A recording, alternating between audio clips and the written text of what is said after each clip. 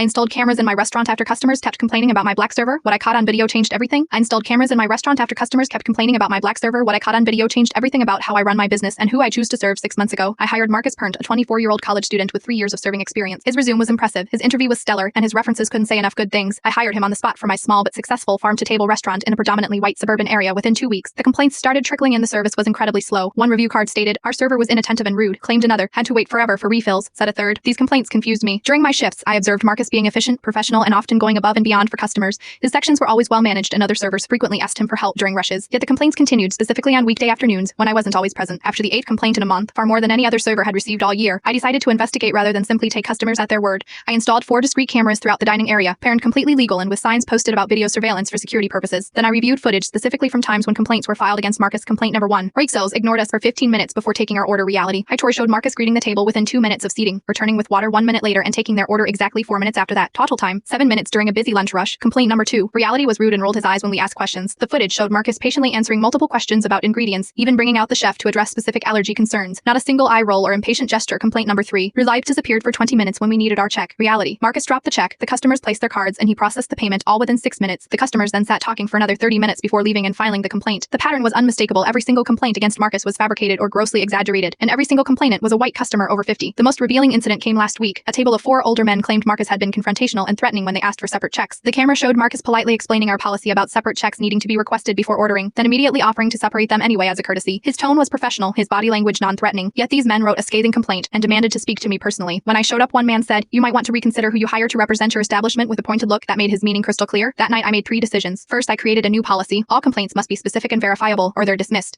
If a customer claims a 15-minute wait, we check the cameras. If they claim rudeness, we review the footage. Second, I gave Marcus a raise and promoted him to weekend shift lead, our busiest and most profitable shifts. Third, I posted a new sign by the entrance. This establishment values diversity and respect. We reserve the right to refuse service to anyone who violates these principles. Last Saturday, one of our regular complainers came in, saw Marcus as shift lead, and loudly asked for a different server. I stepped in and calmly explained that Marcus was our best server and would be handling their section today. They could either accept that or dine elsewhere. They left. So did 2 other tables who overheard, but something unexpected happened. Harsh to the remaining customers applauded. Axelly applauded. Since then, business has actually increased. We've attracted a more diverse clientele, and our staff morale has skyrocketed. Several servers have told me they've never felt so supported in their entire service industry careers. Yesterday, Marcus brought in his younger brother for an interview. As they walked in, I overheard Marcus say, "This is the first place I've worked where they actually have your back. It shouldn't have taken hidden cameras for me to see what was happening in my own restaurant, but sometimes we need irrefutable evidence to recognize the invisible biases operating right in front of us." The cameras caught more than just fabricated complaints. They caught my own blindness to a problem I didn't want to believe existed. Now those cameras stay on not just for security, but as a reminder that some things need to be seen to be believed.